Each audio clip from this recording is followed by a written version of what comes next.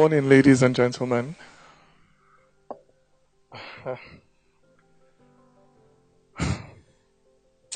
With the exception of primary and postgraduate studies, I am a product of the Nigerian public school system. In fact, I remember that when I was writing my common entrance exams, it was my aspiration and the aspiration of my classmates and friends to gain admission into a federal government college. Imagine that our biggest dreams as children 30 years ago was to get into public school. Because to come home with an admission letter from, say, Ijaniki or King's College, or FGC Azare or Bomosho or Kigwe, was to join a very distinguished club that included our elder brothers and sisters, our bigger cousins, our aunties and uncles, our mothers and fathers, even our grandparents in some cases. And so it was with pride that you will go to the tailor to sew your boarding school clothes, and then to the market to buy the cutlass that you used to cut grass in school.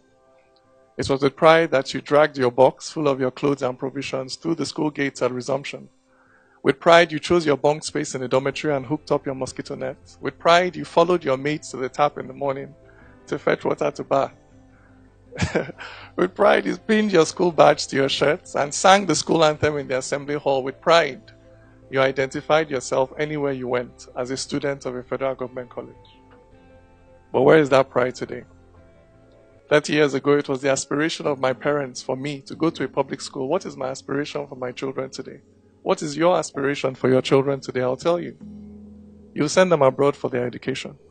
And if you cannot afford to do this, you send them to a private school. And if you cannot afford to do this, then you will very reluctantly consider the Nigerian public school. So in 30 years, our public schools have gone from being the first choice for our children to being the last. To me, this is one of the saddest commentaries on the state of governance in our country over the last 30 years. And this trend worries me more than what is happening in the northeast or in the south-south. It worries me more than the state of our roads or the epileptic nature of power supply in this country, and I'll tell you why. Firstly, education, particularly when it is generally accessible, is a bridge builder. For the public school system is often the scene of very many important social firsts.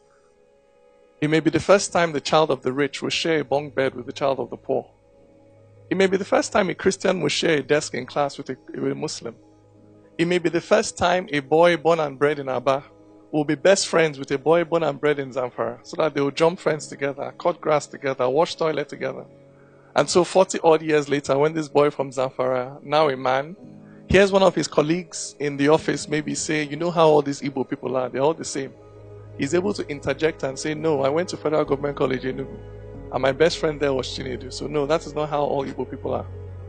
I tell you, the future of a multicultural nation like ours depends on interjections like this in everyday conversations up and down this country.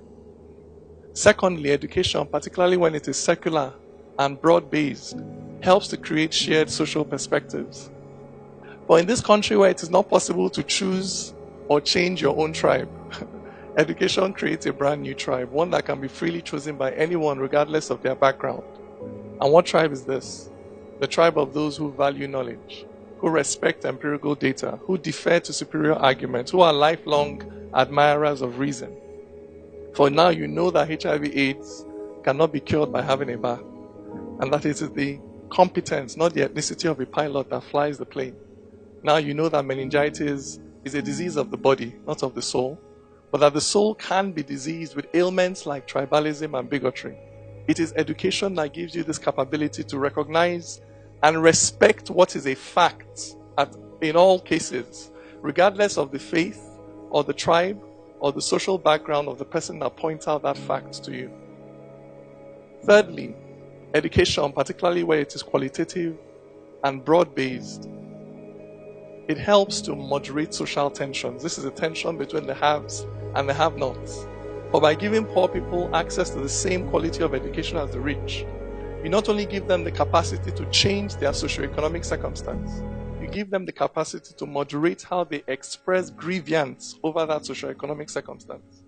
So in a country that is already deeply divided over faith and tribe, to neglect the education of the generality of our people, in a country where peace depend on our ability to carry out very sensitive conversations over potentially explosive issues. To neglect the education of the generality of our people is not just to ask for trouble, it is to guarantee trouble. For in the end, a society cannot rise above the level of the mentality of its majority. So that to predict the future of a society, what you need to examine is not really the content of the speeches of its politicians. What you need to examine is the content of the curriculum for its students. And I say this because I am an idealist. No, this does not mean that I have my head in the clouds. What it means is that I believe firmly that ideas precede reality. So that before something can exist in the physical, material world, it must first exist as an idea in somebody's mind. So for instance, before there was electricity, there were people who thought about it, then dedicated their lives to going out to invent it, to chasing that dream and following those convictions, for it's clear thinking, not concrete, that holds up great nations. For the height of a tree is the depth of its roots. So a society cannot be much more than the sum of its thoughts. It's what you reason, that's what you conceive. And when life puts pressure, that's what you will give. For this world is advanced not by latest gadgets, but by people who don't accept mental limitations. This is the power of the mind. That is why crude oil cannot compete with an enlightened mind. That is why Agbada and Babariga cannot compete with ideas. That is why Nigeria, with all her natural resources, cannot compete with a little nation with no natural resources worth mentioning called Singapore. This is a large part of why we were colonized in the first place. Not because we were lesser human beings, but because in that struggle between civilizations, the other side had access in many critical areas to more advanced thinking, as evidenced in more sophisticated technology.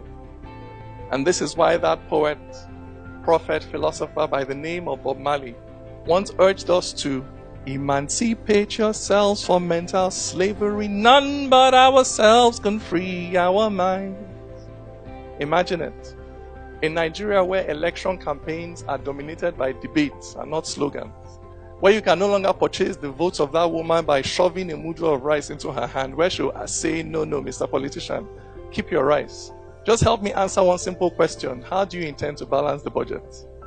Imagine in Nigeria where research into the illnesses that afflict us, like sickle cell or prostate cancer or breast cancer, where research and development into cures to these illnesses happen here, where other people do not come, harvest our medicinal plants, take them elsewhere, convert them to wonder drugs, then sell them back to us. Imagine a country where it is common knowledge that there is no physical or metaphysical benefit to be gained by slicing off the clitoris of a young girl or limiting her socioeconomic options in society.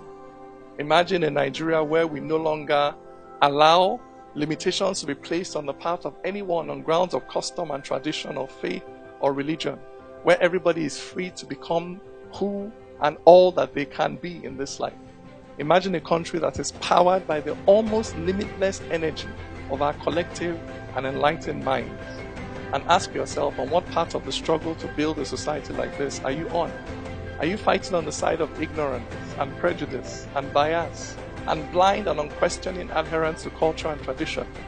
Or are you fighting on the side of reason, of the spread of knowledge, of enlightenment for all, with the unprecedented power that the internet has given you to spread your ideas, you as an individual, you as a company, you as an NGO, you as the government? What part of this struggle are you fighting on?